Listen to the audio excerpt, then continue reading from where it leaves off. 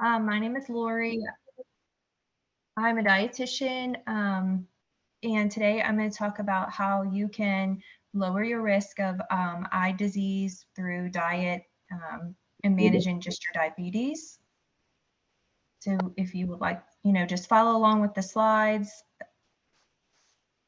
And just to recap of what I'll talk about is just what is diabetes, what does diabetic care look like so that we can prevent eye disease, why is eye care so important, how to prevent eye disease or diabetic retinopathy, how can we manage our diabetes or our blood sugar with our diet, and then we can have some questions and answers at the end. And y'all just interrupt me if I'm going too fast, okay? Okay.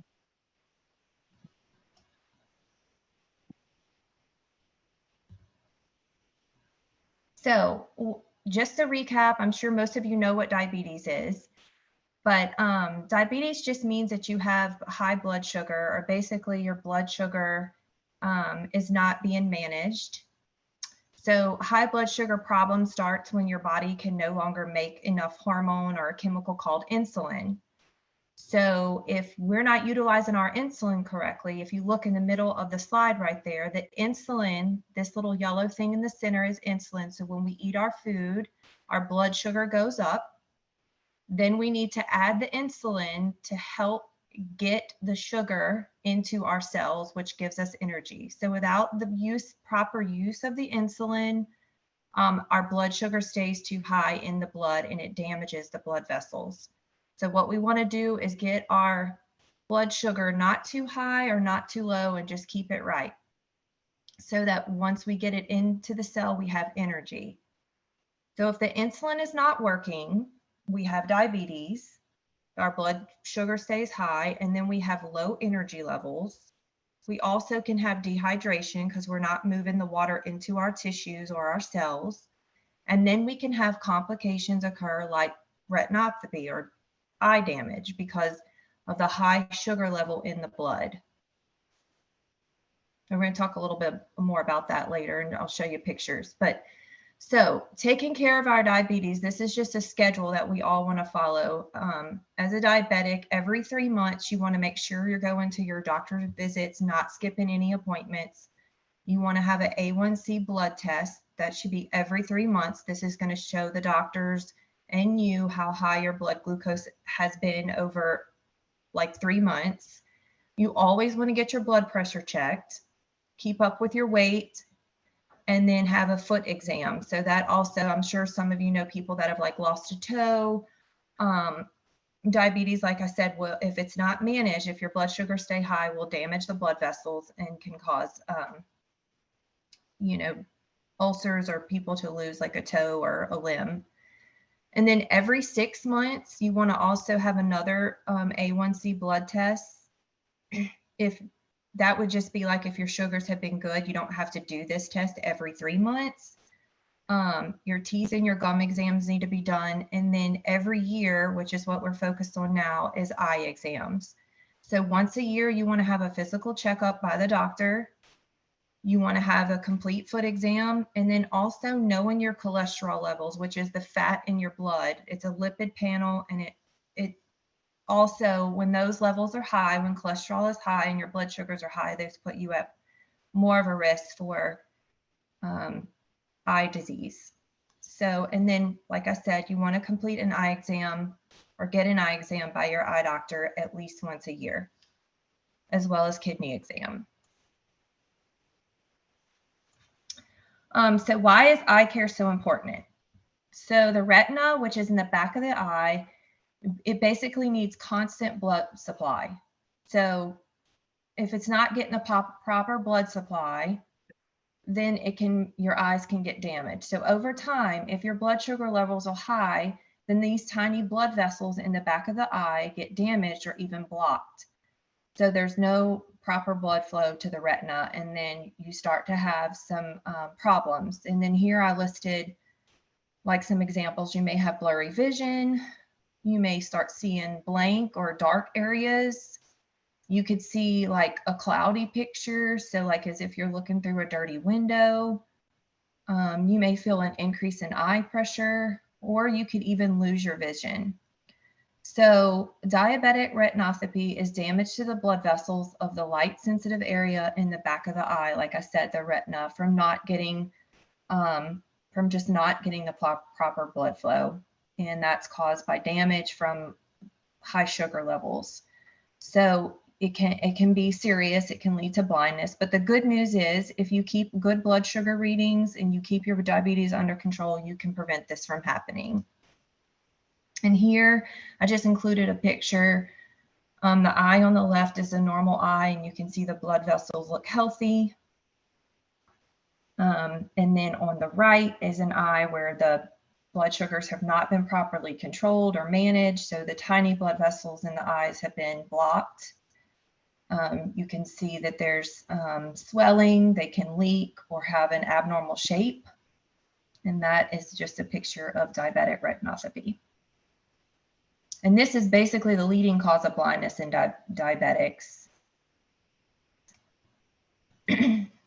So the best way to prevent eye disease is to manage or control your blood sugar, like I mentioned. So this is for everyone with diabetes. You want to get an eye exam every year, of course, but you want to work on managing your blood sugar. And that can be hard, but it can also be easy if you make goals. And here's some like tips I wrote down to help keep your blood sugar in control. So, and like I said, you could even reverse the problems or get your vision back if you reach your blood sugar goals and keep them in check. So you obviously want to check your blood sugar. Don't go without, don't skip checking your blood sugar. Keep a diary of all your readings. Never skip meals, eat regular meals. Keep a journal if you can. That would be really great, like keeping a food journal, because then you can see how your blood sugar is affected with your diet. Be active, even just a brisk walk or swim every day for 30 minutes or ride a bike. Lower your stress levels. That also helps lower the blood pressure in the eyes and just overall blood pressure. Keep your doctor's appointments. Bring your blood sugar diary to the doctor appointment. Make sure you get really good sleep. 7 to 8 hours is recommended every night. And then, of course, take your diabetic medicine. So the medicine is going to work to help keep your blood sugar lowered along with the healthy diet. So here I just listed like a chart for, you should write down your blood sugar goals that you and your doctor decide on. Usually like the doctor or like the nurse will fill out what your goals are, but this is the typical in the center here. Before a meal, most adults with diabetes, their blood sugar readings should be between 70 and 130. Some doctors are okay with like 80 to 130. And then when you check it 2 hours after the meal, you want to aim for, hopefully it would be 180 or less. And then that A1C is a measurement of like the past 3 months, what the average has been or these readings have been. So the goal is to have a 7 or 7%. And this next slide kind of shows you what that means. So an A1C is basically a blood test. I'm sure a lot of you know what that is, but it's basically giving you your average readings. So if you've been average readings for 3 months, almost every day in the 200 range, your A1C level is going to come back around an 8 or a 9. What we want is here, we want a 7%. So that basically means that when you stay in this area, your blood sugar average is in the 150s, and you have a less chance of developing problems like diabetic retinopathy, having a stroke, or other complications. So it's basically the best way to tell if your blood sugar has been under control over a period of time instead of just today. So managing diabetes with meal planning. Here are our sources of foods that affect our blood sugar. Carbohydrate foods. These turn into sugar and raise your blood sugar. So things like starches, beans, bagels, pasta, rice, potatoes, even milk, fruit, and then of course cakes and cookies and ice creams and desserts. any kind of meat or non-starchy vegetables are not going to raise your blood sugar.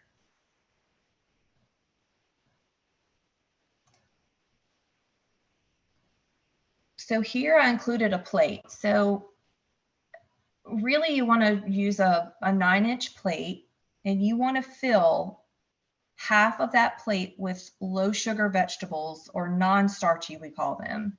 So colorful vegetables like greens, green beans, salad, squash, those things should take up half of your plate because they're very low in carbs. And then your starchy food or your carbohydrate foods that raise your blood sugar should be 1/4 of the plate.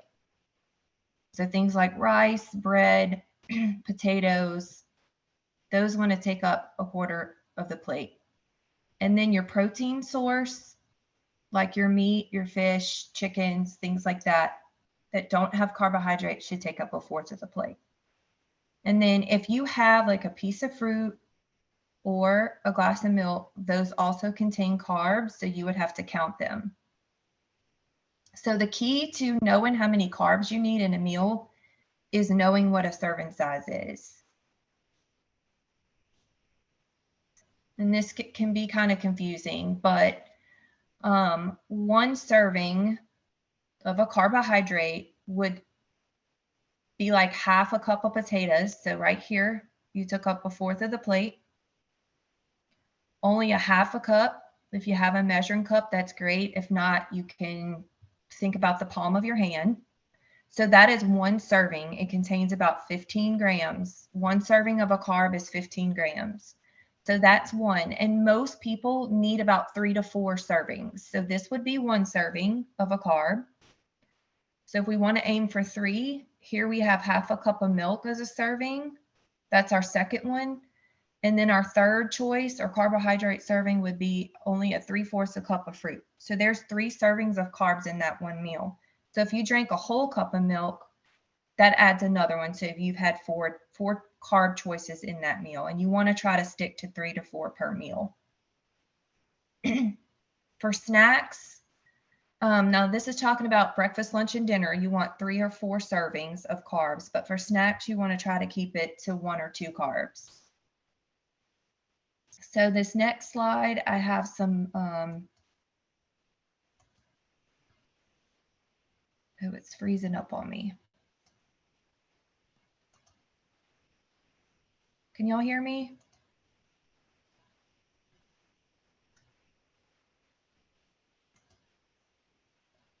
Here we go. This is a carbohydrate kind of like guide if you don't have measuring cups. So like if you're out or you're at someone's house or whatever, this is just a good way of knowing like serving size, especially for carbs. So like the palm of your hand is usually about, like the center is 3 ounces. So that would be like for your meats, which don't count for the carbs, but 1/2 a cup is like a palm of the hand. So that would be a potatoes. That's already 1 carb serving there. And then if you had a cup of milk, which is the size of your entire fist, that's 2 carb servings. So that would be 3 for that meal right there. Does that make sense to everybody? Yes. My slides are not wanting to move with me.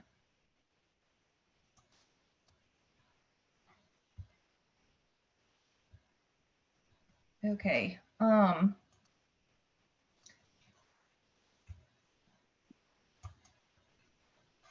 I don't know why. Okay, so here we go.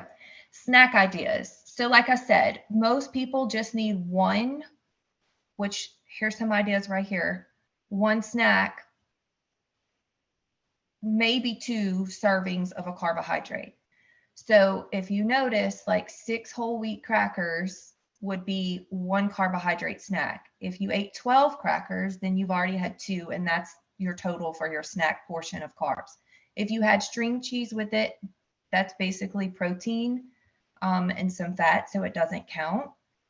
Hard-boiled eggs and 3/4 cups of berries, that's the serving size for a fruit. So that's already 1 carbohydrate.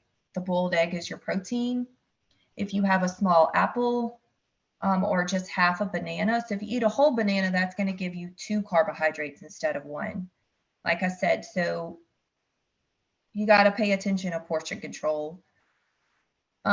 These on the right are free, meaning you don't have to count them as a carb serving in your snack because they have less than 5 grams of carb in them. So 15 grams is considered a serving for carbohydrates. So anything less than 5 grams, you get it as free. You don't have to count it.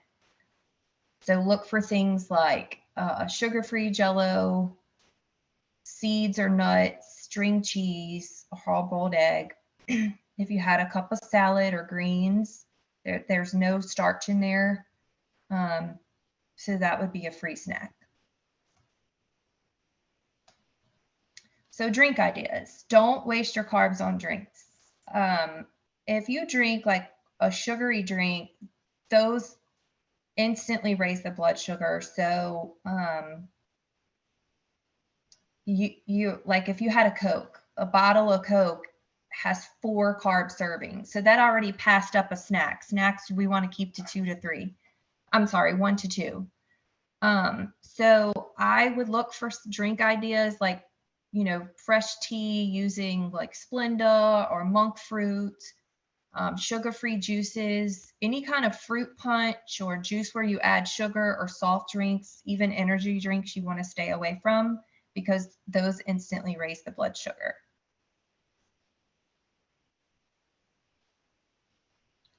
So you take control of your diabetes through diet, keeping track of your blood sugar, good food, journaling, and exercise, and you lower the risk of diabetic retinopathy.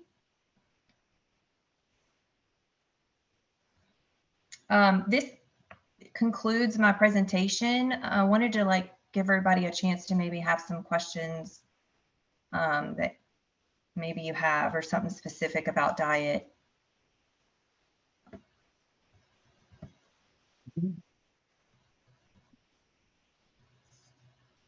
Laura, can you hear? I can't hear you. It's muffled. What'd you say? You hear? Can you hear? I can hear you. Not, Okay. I can't hear anyone else, but I can hear you.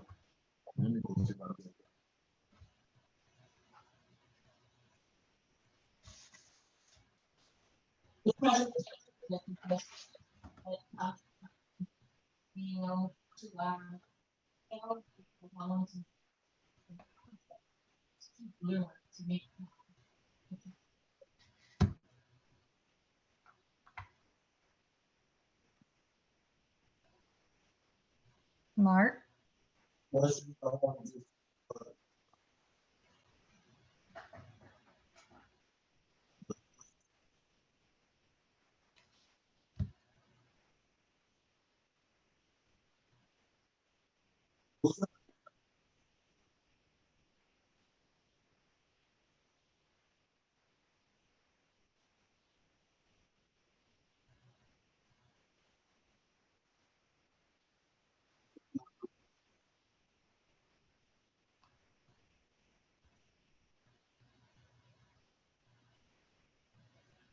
Are you speaking? Because I can't hear anything.